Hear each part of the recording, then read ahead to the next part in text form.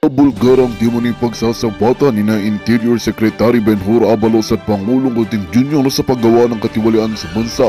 Lumabas na ang nakakagimbal na balitang ito na agad na umani ng galit mula sa taong bayan na nanawagan ng katarungan at pananagutan mula sa mga opisyal ng pamahalaan. Matapos kumalat ang balita, sunod-sunod na protesta at bahayag ng pagkondena ang inilabas ng iba't ibang sektor ng lipunan. Ayon sa ilang grupo, ang ganitong uri ng pagsasabatan sa pinakamataas na antas ng pamahalaan ay hindi lamang nakakasira sa tiwala ng publiko kundi nagpapakita rin ng kawalang respeto sa kanilang mandato. Maraming Pilipino ang nagpapahayag ng kanilang pagkadismaya at tila pagkakaroon ng mga irregulalidad sa loob ng mismong administrasyon. Habang patuloy na lumalakas ang panawagan ng taong bayan para sa isang malalimang imbestigasyon, nananawagan ng publiko na magkaroon ng malinaw na aksyon upang alamin ang katotohanan sa likod ng mga aligasyon. Nais ng sambayanan na mapanagot ang sinumang may kinalaman sa naturang kontrobersya upang muling mabuo ang tiwala ng mga Pilipino sa gobyerno. Sa ngayon, marami ang naghabang sa magiging tugon ng administrasyon sa mga paratang na ito. At yun nga ang balitang ating pagkakatutukan. Ngunit bago ang lahat, siguraduhin mag-subscribe at i-hit ang notification bell para sa patuloy na pagtutok sa mga silip ng bagong balita sa tunay na boses ng masa.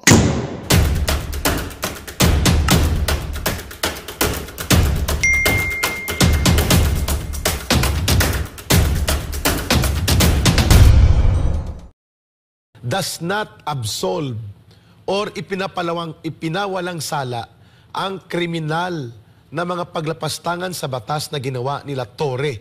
At may pananagutan pa rin dyan sila Abalos at sila Marbil at Marcos. Bakit? Sapagkat the warrant of arrest is not a license to commit human rights violations. The warrant of arrest is not a license to take over and drill inside the school buildings. The warrant of arrest is not and cannot be used to attack and physically harm civilians who are not also part of the warrant of arrest na dapat i-intend na i-serve mo. Third, the warrant of arrest, no matter how many warrant of arrest ang hawak ni Abalos, ni Marbil at nila Torre, do not give them the license na i-take over illegally for 16 days ang buong religious compound, buong Bible School at buong Kingdom of Jesus Christ, pati na ang Jose Marie College. It does not make any absolution o pagpapawalang sala kung nagsurrender man si pastor sa ngayong araw na ito. It's another matter. Pero ano po ang malinaw?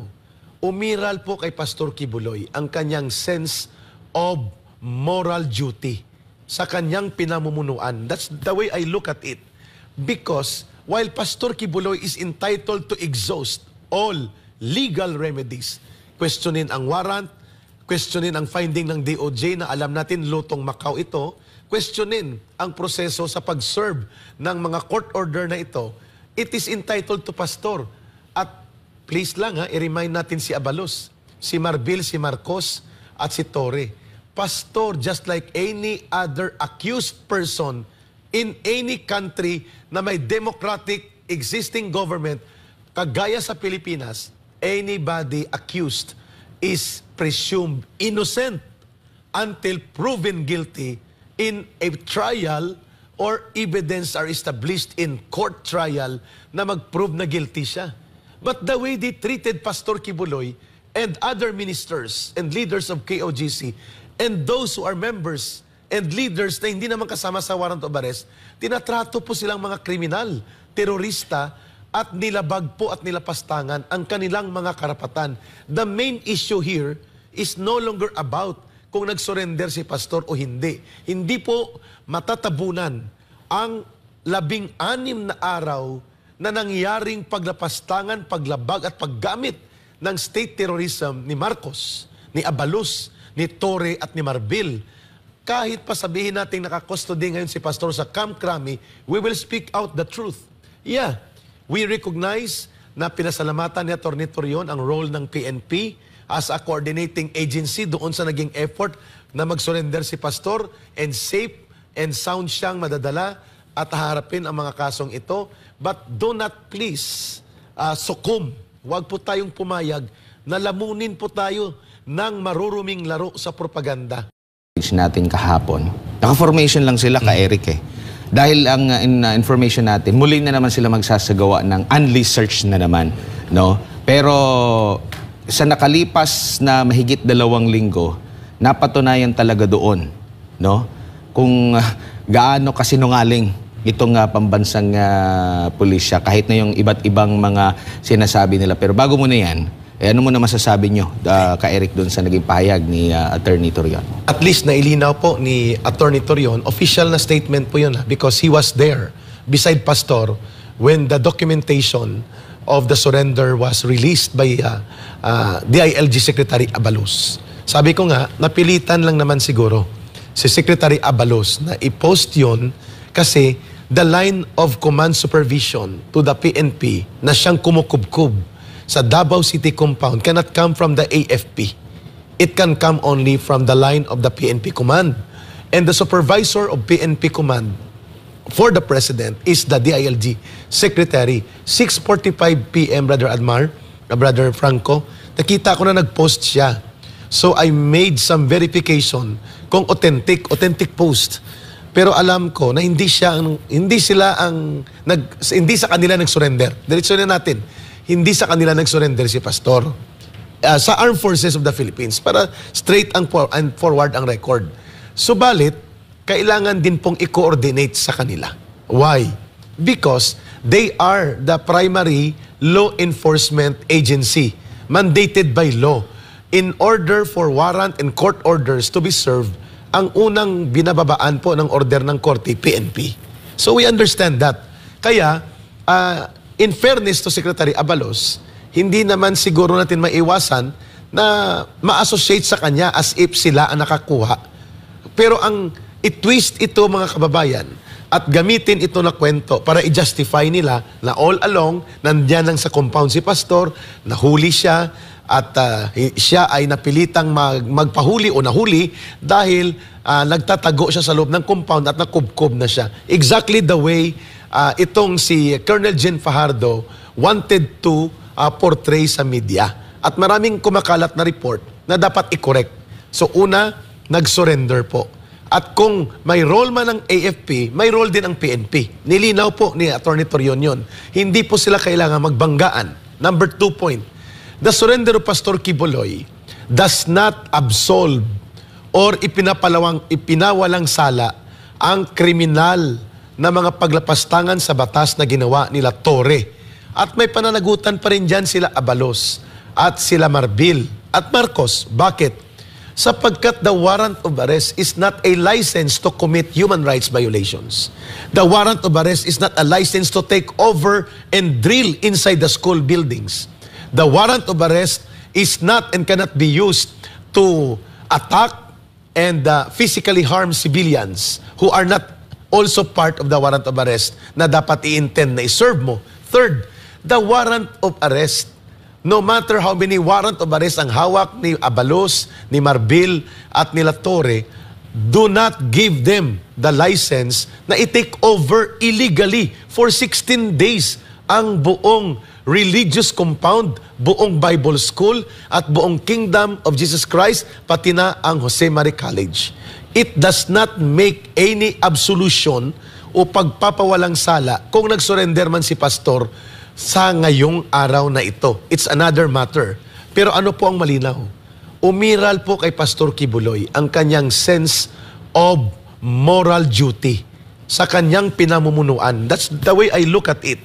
Because while Pastor Kibuloy is entitled to exhaust all legal remedies, questionin ang warrant, questionin ang finding ng DOJ na alam natin lutong Macau ito, questionin ang proseso sa pag-serve ng mga court order na ito, it is entitled to Pastor. At please lang i-remind natin si Abalos, si Marbil, si Marcos, at si Torre. Pastor, just like any other accused person in any country na may democratic existing government, kagaya sa Pilipinas, anybody accused is presumed innocent until proven guilty in a trial or evidence are established in court trial na mag-prove na guilty siya. But the way they treated Pastor Kibuloy and other ministers and leaders of KOGC and those who are members and leaders na hindi naman kasama sa warrant of arrest, tinatrato po silang mga kriminal, terorista, at nilabag po at nilapastangan ang kanilang mga karapatan. The main issue here is no longer about kung nag-surrender si pastor o hindi. Hindi po matatabunan ang 16 na araw na nangyaring paglapastangan, paglabag at paggamit ng state terrorism ni Marcos, ni Abalos, ni Torre at ni Marbil. Kahit pa sabihin natin nakakustody ngayon si pastor sa Camp Crame, we will speak out the truth. Yeah, we recognize na pinasalamatan ni Atty. Torion ang role ng PNP as a coordinating agency doon sa naging effort na mag-surrender si pastor, and safe and sound siyang madadala at haharapin ang mga kasong ito. But do not please succumb. Huwag po tayong pumayag na lamunin po tayo ng maruruming laro sa propaganda. Pangalawang punto ko dito, Brother Franco, Brother Admar, hindi po maganda na sabihin natin na, dahil dapat ginawa na lang ni Pastor Kibuloy, pinahirapan pa niyang kanyang mga kasapi at mga leaders, iyon pala magsusurrender lang naman siya. It's not that point. Pastor Kibuloy is entitled to exhaust and avail all legal remedies provided by the Constitution, provided by law, just like any other citizen of this country can be afforded that kind of right and privilege of protection of law. And lastly, ang punto ko dito, Brother Admar, malinaw po na ang nangyari sa KOGC is not a landmark milestone na napakagaling ng PNP. Kagaya ng gustong palabasin ngayon, i-mention ko ng pangalan niya, dating attorney siya, hindi naman siya abogado ngayon, si Larry Gadon, and pinapakalat niya sa media na dahil daw sa mga proton-elec, dahil daw sa advanced technology na ginamit sa loob ng compound of Jesus Christ, nahuli si Pastor Kibuloy. Excuse me, Mr. Gadon, the monumental failure of failed intelligence and wrong information and criminal mindset that Torre and his cohorts, coming also from the orders of the President himself, na gawin ang kalapastanganan na ginawa sa loob ng KOGC compound. No matter how many proton-elec, high-tech, high-end equipment you brought there, failure po kayo. Mission failed, at ang inyong na-accomplish, paglapastangan at panggagahasa sa karapatan at kalayaan ng mga inosenteng sibilyan. That can never be written off. Even Pastor Kibuloy has now surrendered. Yes, correct ka, Eric. And also, yung nangyaring yan, no, partners, it's really an eye-opener. Minulat ng ang bawat Pilipino sa nangyaring ito. Bakit? It really went to the precipice of, you know, this is like they were about to attack. Andun na sukdula na yun Pero everything will fall into place, ika nga. Kasi, nung time na kung saan, alam na natin kung gaano ka-worse the Philippine National Police can become pag ang leader ay talaga naman wicked, ganito. Kumbaga, si Pastor ang isa sa naging eye-opener. How can the Philippines become if someone will lead this kind of organization that should be protecting every Filipino people kung ang leader ay hindi mismo kinikilala ang batas? So si Pastor, everything is perfect. You know, kaya nga nakita natin magiging madugo na to, could be, ka Eric, partner. Pero everything exactly kung saan, I want to quote this verse, that greater love hath no man than this, that a man will lay down his life for his friends.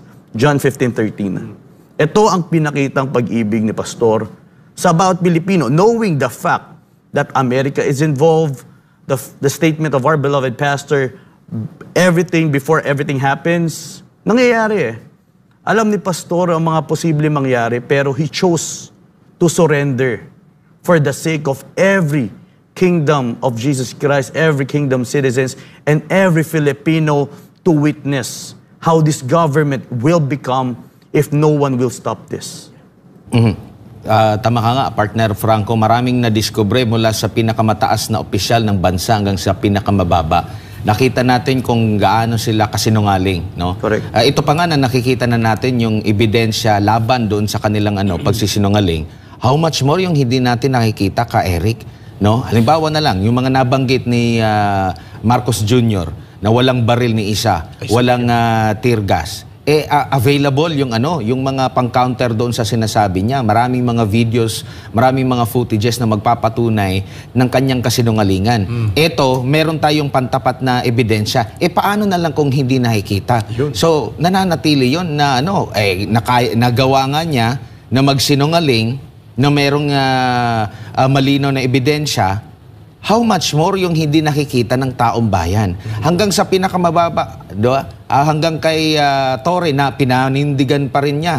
Hanggang dito sa mga huling araw bago natapos nga itong pagkubkob nila sa KOJC, ay talagang naninindigan pa rin siya. Pero nung nagkaroon ng Senate hearing, hinamon siya, tatapatan ang lahat ng kanilang mga instrumento. Kasi meron silang mga instrumento na di ba? Na inarkila or pinahiram sa kanila, tatapatan sa bayan na magkakaroon ng kasi hindi natin malaman Kasi meron siyang A1 na information na nagsasabi na negative ang resulta ng mga instrumento na yon na ginamit na nila, hinalugog na, punta pa sila sa gulayan at mali pa nga yung pagkakagamit nila, kumbaga, nanindigan pa rin sila. So, ubod talagang sa pagkasinungaling. And, kahapon, nagpa-party-party. Nag-party-party. Di ko lang alam kung pwede kong maibigay yung video. Nalimutan ko kung saan. Nag-party-party pa sila. May eleksyon, di ba? Nagpa-announce ng eleksyon. Linawin lang po natin, hindi po dahil sa inyo, no? Ang ginawa nyo lang, ng hostage po kayo. Exactly the word. Ng hostage po kayo ng KOJC dahil sa paniniwala ninyo na ito yung magdudulot ng pagsuko ni Pastor Apollo C. Quiboloy sa inyo. Nawala na po ng tiwala ang taong bayan sa inyo. Kayo ang dumungis muli, nandungis muli sa magandang imahe na na-establish last administration sa pambansang pulisya. Pero ngayon, tingnan ninyo ang mga pangyayari. Kung makakausap mo yung mga ordinaryo mga pulis doon, talagang ikinahihiya nila, ikinahihiya nila yung kanilang mga ginagawa. Kasi alam nila mismo sa sarili nila, kahit si Torre, alam niya mismo na mali na siya. Kasi ang resulta, noong mismong kanyang heartbeat na sinasabi, nung proton na yan at kung ano-ano pa mga ginagamit niya, negative naman po ang resulta. Talagang nanindigan pa rin siya to the point na inamin niya mismo sa pagdinig ng Senado na gumawa siya ng kamalian, lumabag siya sa batas. 'Di ba? Nung siya ay nag-excavate, naghukay diyan sa JMC na walang paalam, nagpasuot siya ng uniforme ng pulis sa mga sibilyan. Ganito ba ang pulis na gusto natin? Ganito bang mga opisyal? Kasi parang parang nagmana mula sa presidente, yung presidente natin, hanggang doon sa mga opisyal ng PNP. Parang nagmana yung kanilang pagiging nuknukan ng pagkasinungaling, ubod ng sinungaling ka, Eric. Agree ako dyan, Brother Franco, Brother Admar. Tinumbok mo. They made us hostage. Ang mga ating mga kaibigan, kapatid at kapwa Pilipino na mga church missionaries, religious workers, at mga kaanib po sa kongregasyon ng Kingdom of Jesus Christ na wala namang kinalaman. Sa warrant of arrest, ang hinahanap nila 5 tao lang. At for 16 days, wala doon. Pero anong ginawa nila? The Kingdom of Jesus Christ compound became a laboratory of martial law version na masahol pa sa tatay niya itong si Marcos Jr. Bakit? Ang tatay niya nagdeklara ng martial law, pinanindigan. At inamin niya na magdideklara. Pero it was declared against communist terrorism, against communist terrorist insurgency. Si Pastor Quiboloy at ang mga kasapi at kaanib sa Kingdom of Jesus Christ ay religious workers and mga missionaries. And they are helping build the nation. They are bringing the Word of God to save souls and humanity. And proven by practice, they are part of humanitarian effort to build good governance programs. Proven yun for the last 40 years almost na nag-exist ito. Bakit ginawan ng laboratoryong pang-martial law ni Marcos ang compound of Kingdom of Jesus Christ? The callousness, Tagalog ko na, Pilipino ko na, Brother Admar, para marinig nila. Ang ibig sabihin po ng callousness, ang pagkakapal ng mukha ni Torre na harap-harapan sa harap ng Senate Committee, sa harap ng publiko, sa harap ng mga media interview, wala siyang kinikilalang batas. siya ang batas o mas mataas sa batas. At wala siyang kinikilalang konstitusyon, wala siyang kinikilalang order ng korte. Ang lahat ng kalapastanganan at arogansya at kahambugan ni Torre, hindi nanggaling sa kanya lang. Utos yan ni Marcos. The sense of impunity and the wickedness and the abusive orders of Torre do not come from him alone. Kaya kami nagsasalita ngayon kasi the issue here is no longer about pastor na nag-surrender siya. Si pastor po ay isinalba niya ang libo-libo na mga congregation members niya na nakikita niyang gagawan ng posibleng criminal acts and state terrorism na mas matindi pa. Not because si pastor ay guilty kaya sa nag-surrender o si pastor ay nakarealize na mali siya. I don't think so that's the way pastor decided. I'm not his spokesperson, but kung ako si pastor, iwiweigh ko ang aking sense of moral obligation versus my personal safety. Kung ako lang naman ang papatayin or ako lang naman ang ipapahamak nila, pati sa mando ng Amerika, di ako na lang. Hindi ko kakayanin na makita na lalapastanganin, abusuhin, saktan, bugbugin, tergasin, sipain, o kaya patayin ang aking mga kaanib at mga kasapian na pinamumunuan. I think that's the mindset of pastor. Sa panahon kahapon na Brother Admar, Brother Franco, nakikita ng buong bayan, naka-battle ready ang buong PNP. Close to 5,000 deployment. Mahigit 2,000 sa loob ng compound. Mahigit 3,000 sa paligid, including sa highway.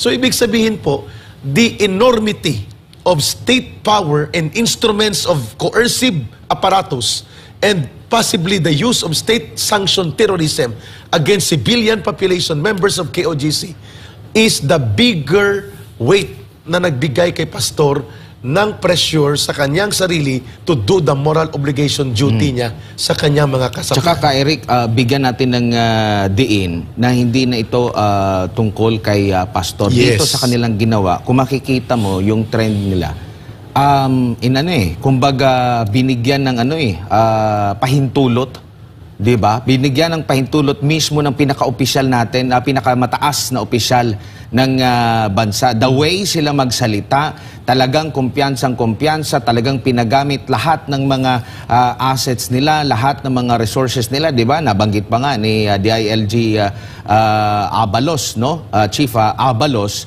na gagamitin ang lahat ng resources. Kaya talagang mayroong matinding sinasandalan itong si Torre. Kaya naghukay na lang kung saan-saan, no? Kumbaga, pinayagan nila kahit labag sa batas. Di ba? Hindi naman magaganon si Torre kung wala talaga yung matinding sinasandalan, di ba? Dito po tayo mabahala.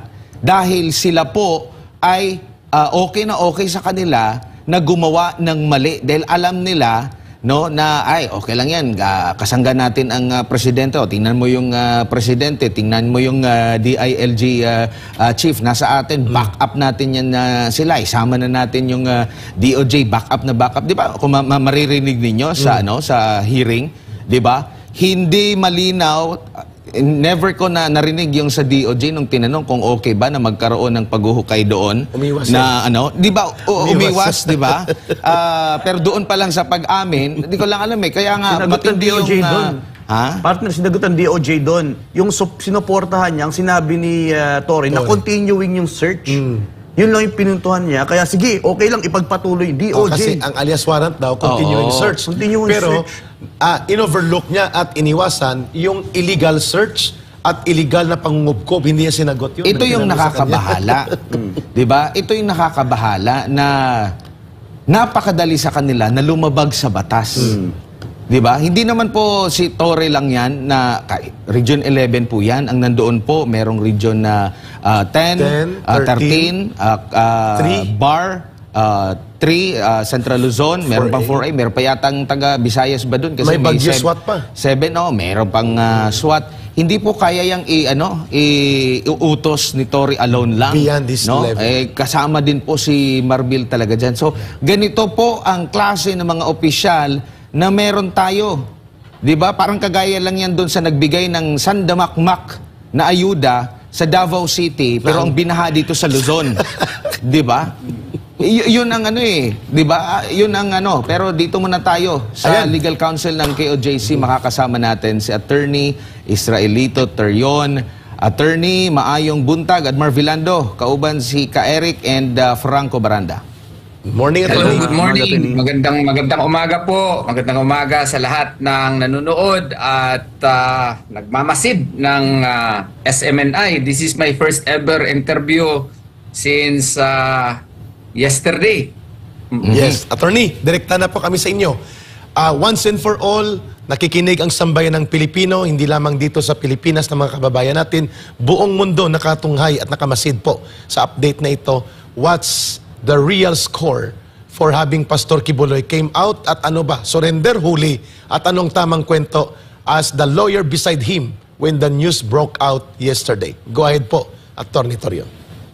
Well, it was really a surrender, no? It was really a surrender kasi hindi naman talaga siya nakita ng mga pulis, no? Right after nung meron kasing text message from a high police officer na gloves off na daw at kung sino mang haharang, dadakpin. Ako, meron nang designated na police officer na dadakpin, no? Worried si Pastor noon because he did not want the situation really to escalate. And he wanted to check on his people and whether ito version lang talaga ito sa katotohanan, ha, na he had to check on his people. So galing sa bundok, no, whether you believe it or not, pumasok siya ulit dun sa compound to check on his followers, and he informed them, no, na he has to surrender, this has to end, no, and ang kapakanan daw ng kanyang mga miyembro ang pinaka-importante, no, and he even checked on his people. Kaya yung sabi ni General Torre na nandyan lang yan si Pastor, naglalakad-lakad lang yan, hindi yung totoo until September 7 onwards. Kasi nalaman ko nga yung na nandyan na sa loob si Pastor September 8 kahapon lang morning, no? And that's the truth about it, no? So he decided to surrender to end the not to worsen the situation further. May namatay na, marami nang nasugatan, yung kanyang cathedral na desecrate na, yung GMC na turn into a mining operation na, no? Marami nang mga sasakyan ng affiliate companies at maski walang kinalaman na confiscate na, no? So sabi niya, this has to end, and he had to explain to his leaders, no? So yun, it was really a surrender. Hindi po yung, maski naman po yung PNP ay nag-acknowledge po niyan, no? We operationalized yung na pag-usapan namin kasi ang tumulong talaga namin noon, no? At saka hanggang ngayon si General Silo, no? And yung mga mga sabi niya sa amin, no? Kasi matino na tao at honorable to si General Silo. General Silo trusted him, but of course, since he is a member of the PNP, we had to katotohanan lang talaga, ha? We had to contact the Philippine Army, no? And meron pong nag-go between sa amin, yung akin pong gwapo na kliyente, yung gobernador po ng Davao del Norte, and then he nagpatulong ako sa kanya, and he was able to connect me to the ISAF po, yung ISAF, no? Ito, I have to tell the truth. Pasensya na po sa ISAF kasi ayaw sana nila ma-mention, pero kailangan malaman ng taong bayan. Kasi si Pastor, ang trust po niya sa AFP, no? So, yun, nagkita kami ng mga opisyal ng, what you call this, ng ISAF, and then si Colonel Cabading, si Colonel Ruiz, and then ang napag-usapan kasi hindi talaga po pwede na yung arresting officer ay yung maggawa ng mga paperworks ay AFP. So we had to contact yesterday, si Colonel Ruiz had to contact General Macapas po. And then General Macapas had to coordinate with with the higher ups, no? And General Francisco, no? And then meron pa siya mga tinawagan po. So yun na po ang nangyari. We had to wait for the yung eroplano C-130 from Manila kasi tinawagan ni Colonel Ruiz yung yung eroplano, yung kanyang boss po at who was also a very good man, no, or who Magandang balita ang hatid namin sa inyo ngayong araw. Sa pagtatapos ng aming balitaan, nagbigay kami ng mga mahalagang impormasyon. Maraming salamat sa pagtutok at pagsuporta sa aming programa. Huwag kalimutang manatili sa mga susunod na araw para sa mga bagong balita at mga kwento na dapat nating abangan. Mula sa Boses ng Masa, magandang araw, Pilipinas!